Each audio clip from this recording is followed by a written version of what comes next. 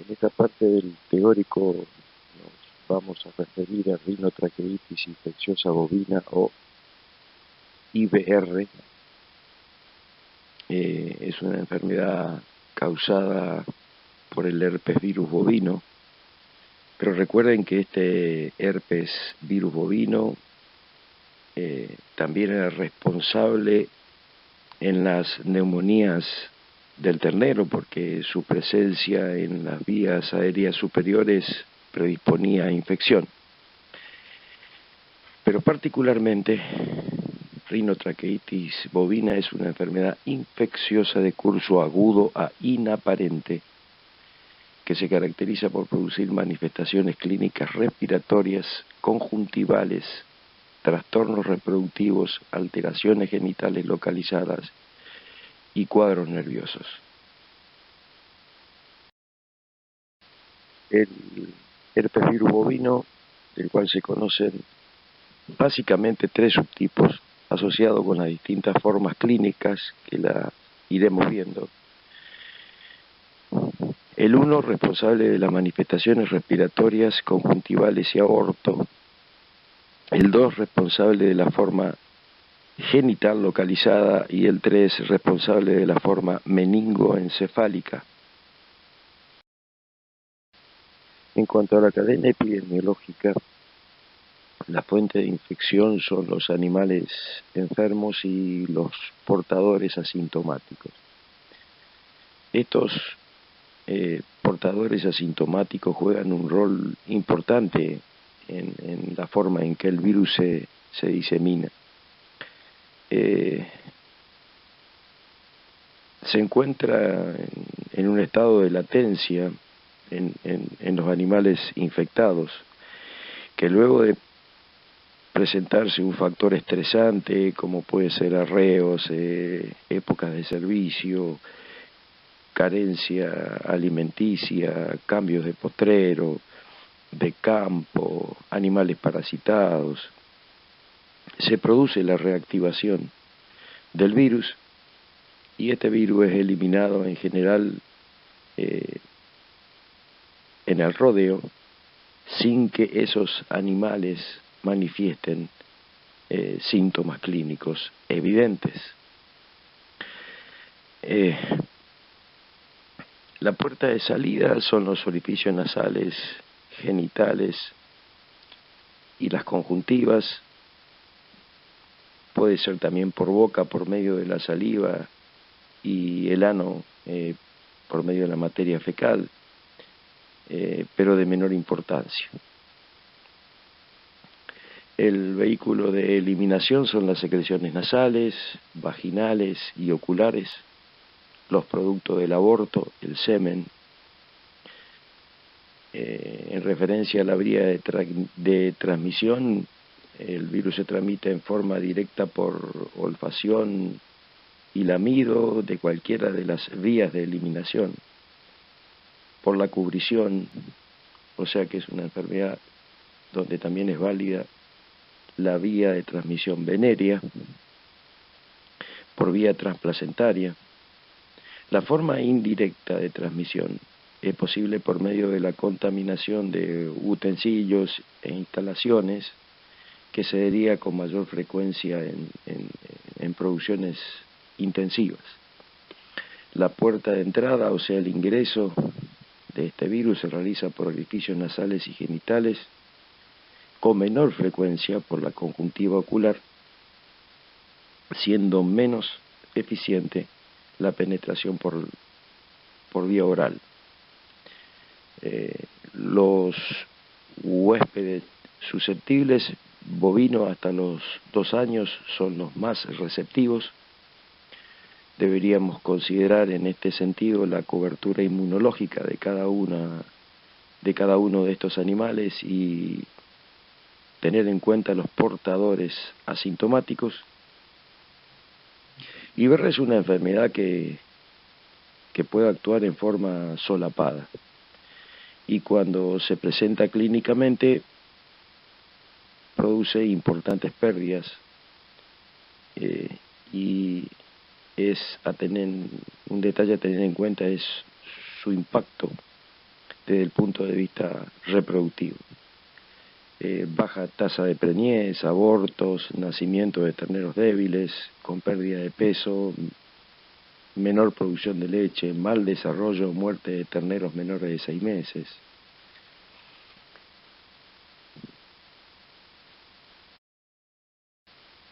Con respecto a la patogenia de esta enfermedad, una vez que ingresa el virus por su vía más frecuente, se replica en la mucosa nasal, faríngea, traqueal, provocando inflamación de distinta intensidad.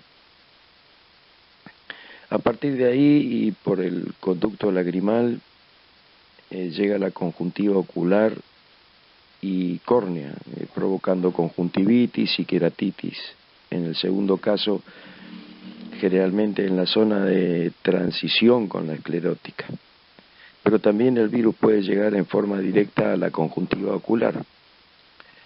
Por gravedad, ingresa a las vías respiratorias y ya hemos visto de qué forma actúa cuando hablamos de neumonía del ternero.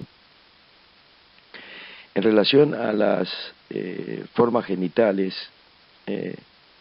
deberíamos citar que cuando la infección se produce a partir de la mucosa prepucial, el virus solo permanece en dicho tejido, pero en el caso de la hembra, cuando se replica en la vulva o mucosa vaginal, provoca una inflamación pustular localizada que en ocasiones puede llegar hasta la mucosa uterina provocando una metritis. O sea, ese tipo de inflamación o a ese tipo de inflamación se deben los procesos de infertilidad.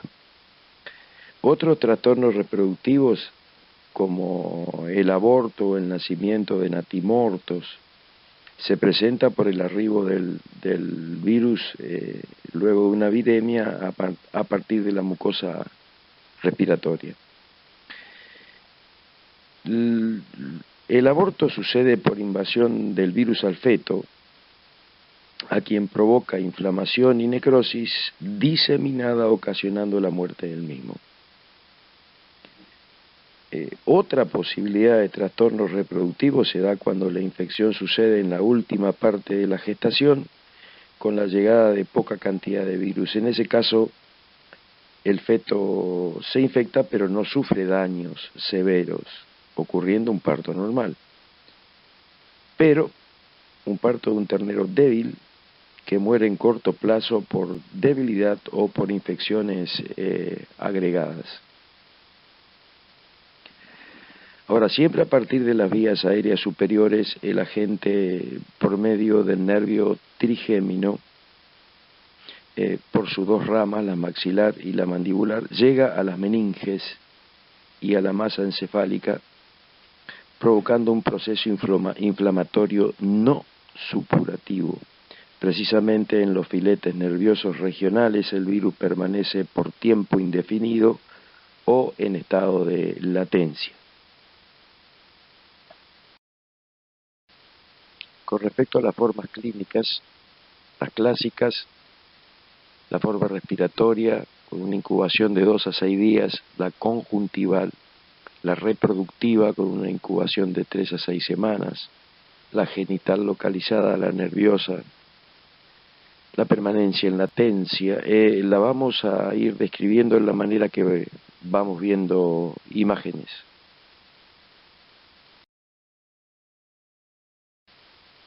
La forma conjuntival, considerada la más leve, se caracteriza por inflamación y edemas de la mucosa conjuntival y secreción serosa.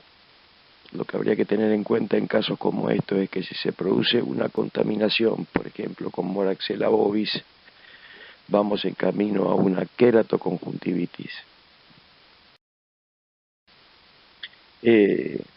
La ocasional opacidad de la córnea en la unión de esta con la esclerótica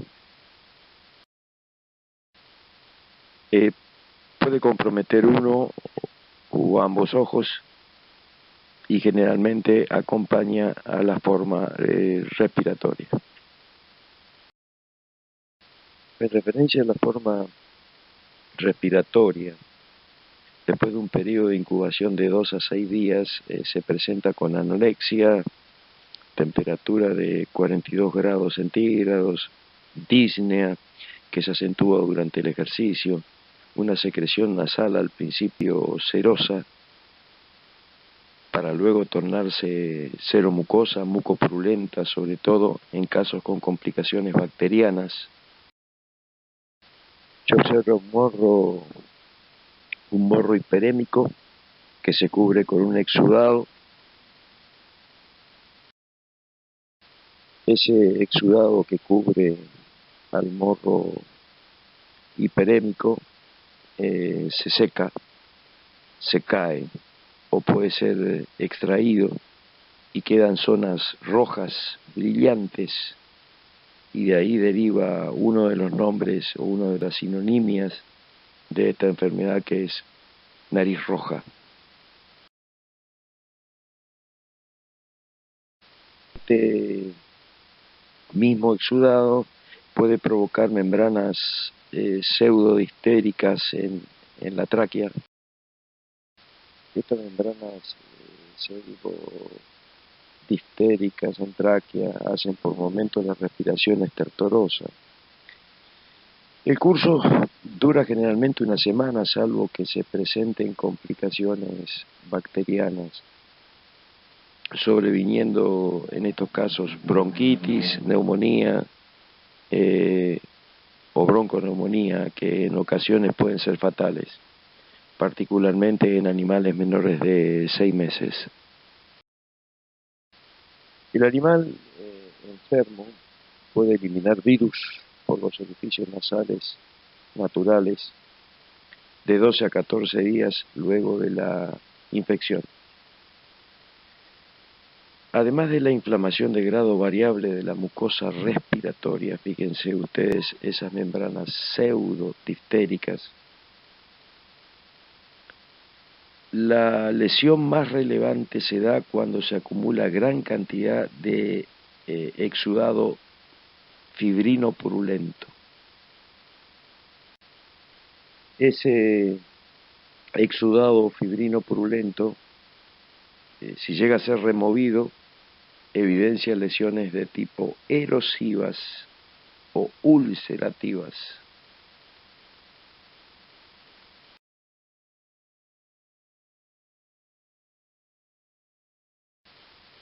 La forma genital localizada es otra forma benigna en cuanto al pronóstico individual, pero puede tener gran importancia en el aspecto reproductivo. En los machos se producen estas manifestaciones, lesiones en la mucosa prepucial, igual que en hembras. En este caso se denomina balanopostitis pustular infecciosa, cuando la transmisión se realiza a través del semen infectado. La contaminación del mismo se realiza con virus proveniente del tejido prepucial, no de los órganos sexuales. Estas pústulas también pueden afectar el prepucio. En esta diapositiva pueden identificar algunas en el orificio prepucial externo. Estas pústulas se rompen, luego se ulceran, generando inconvenientes en el prepucio. Este tipo de lesiones y ulceraciones a nivel prepucial, que nos llevan a pensar que pueden haberse ocasionado este tipo de herida por la altura de los pastos o prepucio muy péndulo, o a veces pueden estar causadas por Corynebacterium renale, ocasionan problemas en el toro. En la hembra Se caracteriza por una inflamación y tumefacción de la vulva y vagina, con la presencia de exudado. Hay dolor perineal, por tal motivo el animal no deja la cola en su lugar natural, moviéndola permanentemente. En los tejidos mencionados se producen las clásicas pústulas, acompañadas a veces por una descarga mucopurulenta, de quien deriva el nombre de vulvovaginitis pustular infecciosa. Esta forma clínica, además de comprometer la fertilidad del rodeo por el impedimento mecánico para la monta que significa el dolor de la zona afectada, es la responsable de infertilidad por inflamación de la mucosa uterina cuando la infección prospera, superando su lugar habitual de asentamiento, que es el tejido vulvovaginal. Esta forma clínica podría ser causal de aborto, aunque en muy baja proporción.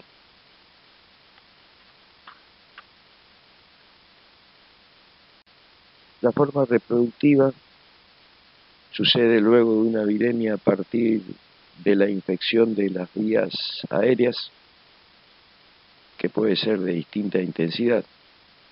En los casos de infección con cepas de fuerte afinidad al tejido vinculado al proceso reproductivo, y luego de una incubación de unas 3 a 6 semanas, el virus invade al feto, ocasionando su muerte y consecuente aborto, que puede suceder en cualquier periodo, pero generalmente se produce entre los 4 y 8 meses de gestación.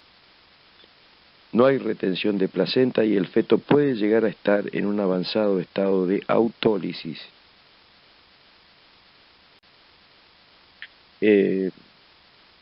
Cuando la infección del feto se produce al final de la gestación, puede nacer un ternero con distintos grados de debilidad, que puede morir por no poder alimentarse correctamente o por algún tipo de infección asociada. La forma nerviosa más agresiva, con muy bajo porcentaje de morbilidad, pero una letalidad superior al 90%, afecta generalmente a partir de la caída de los anticuerpos calostrales hasta los 24 meses de edad, pero con mayor frecuencia dentro del primer año de vida. Esta forma se manifiesta con temblores musculares, depresión, excitabilidad, tialismo, eliminación de espuma por la boca, andar en círculos, rechinar de dientes, movimientos incoordinados, apoyo de la cabeza en postes y alambres, deshidratación, ceguera y excitación. El cuadro puede cursar con hipertermia y ocasionales signos respiratorios, siendo su duración entre 5 a 8 días. Es bastante común en producciones intensivas, como puede ser un feedlot. La forma sintomática o de portador latente es la más frecuente en rinotraqueitis infecciosa bovina. Se estima que el 70% de los animales que se exponen al virus cursan de esta manera, quedando como portadores seropositivos. El estado de latencia es una situación de equilibrio entre la gente y el huésped sin replicación activa del virus, permaneciendo en el tejido nervioso, especialmente en el trigémino, en cualquiera de sus ramas.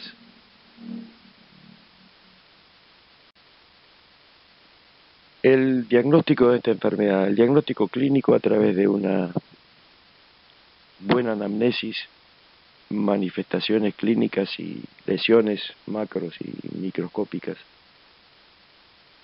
El diagnóstico del laboratorio: en el laboratorio se pueden realizar inmunofluorescencia indirecta, ELISA test, seroneutralización o el aislamiento viral.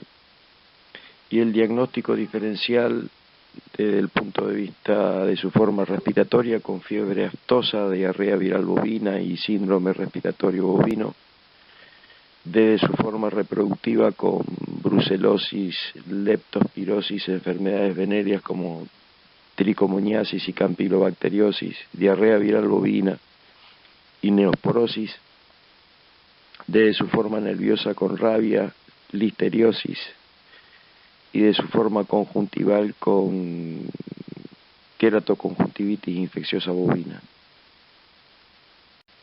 El envío de muestras para virología al laboratorio, desde trozo de órganos hasta el envío de un feto entero, para potencialmente el diagnóstico de aislamiento viral o inmunofluorescencia indirecta, siempre en recipientes estériles, el hisopado nasal, ocular o bucal en recipientes estériles, más que nada para el aislamiento viral o la inmunofluorescencia indirecta, secreciones, exudados de carga genital, líquido aumazal o de cavidades también, de la misma manera. La sangre entera o sueros, siempre en tubos estériles para el diagnóstico serológico, en este caso el poder realizar test ELISA o seroneutralización. El cerebro que se cita acá sería para un diagnóstico de rabia desde el punto de vista diferencial con la sintomatología nerviosa de rinotraqueitis infecciosa bovina. Siempre todos estos envíos al laboratorio deben ir perfectamente identificados y deben llegar al laboratorio refrigerados. Se puede realizar un hisopado nasal o un hisopado conjuntival. Ese hisopo es colocado en un medio de transporte para virus. Luego de descargar la toma de la muestra, ese hisopo debe ser desechado. Esto es enviado refrigerado al laboratorio con la idea de poder realizar aislamiento viral. Se puede enviar un feto al laboratorio para este tipo de diagnóstico. La condición es que debe llegar al laboratorio bien refrigerado y cuanto antes. Por ahí, en detrimento de todo esto, va el tamaño del feto, que es muy difícil poder colocarlo dentro de una conservadora y asegurarse de que llegue totalmente refrigerado. Si es inconveniente enviar al feto entero al laboratorio por su tamaño, es importante entonces poder realizar la necropsia del feto, seleccionar los órganos para el diagnóstico y en frascos individuales y estériles, refrigerados, mandarlos al laboratorio para el diagnóstico virológico. Las otras muestras a poder enviar al laboratorio para el diagnóstico de esta enfermedad es sangre de cada uno de los animales a analizar. Eso en el laboratorio se centrifuga, se obtiene el suero y se realiza una prueba serológica como la que veremos ahora, que es la seroneutralización. Es un diagnóstico serológico de laboratorio cuya técnica utilizada es la seroneutralización. Analizados aquí hay 3 animales, debajo de la columna que dicen muestras, y resultado 1 y resultado 2. ¿Qué significa esto? Que la primer muestra de estos animales fue tomada el 28 de septiembre del 2013 y la segunda muestra 20 días posteriores a la primera. O sea, lo que uno busca con este tipo de muestras que se denominan apareadas es la seroconversión. Podrán notar ustedes que en el animal A125 los títulos son considerablemente altos, uno en 2048, al igual que en la muestra número 1949, uno en 1024. Esta técnica sencillamente lo que mide son anticuerpos y se contabilizan a partir de títulos de 1 en 8, que se van dando en forma secuencial, o sea, 1 en 8, 1 en 16, 1 en 32, 1 en 64, 1 en 128, y miden la cantidad de anticuerpos. Realmente se nota que en las muestras A125 y 1949 la cantidad de anticuerpos son considerables. Lo que quiero significar acá es que en la muestra A347, en su primer sangrado, su análisis acusó un título de 1 en 32 y 20 días posteriores, en su segundo sangrado, un título de 1 en 256. En observaciones, este informe nota que la muestra A347 presenta 0 conversión, o sea, el título se modificó. Y lo que hay que tener en cuenta en este tipo de análisis es que cuando el título se modifica hasta 4 veces o más, se puede considerar que ese animal, ese individuo, en ese momento presenta actividad viral, o sea, se lo considera infectado. Pero el título tiene que moverse 4 veces o más. Y para poder realizar este tipo de técnica es importante, como yo le decía anteriormente, la serología apareada, o sea, una primera toma de la muestra y la segunda a los mismos animales 20 días posteriores.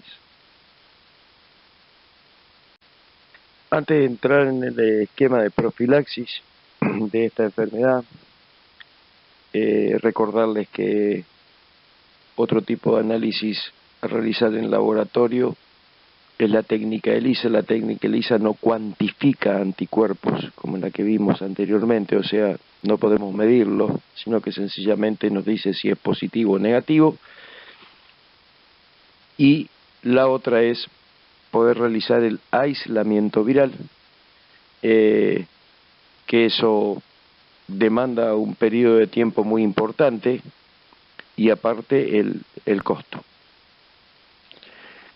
Con respecto a la profilaxis,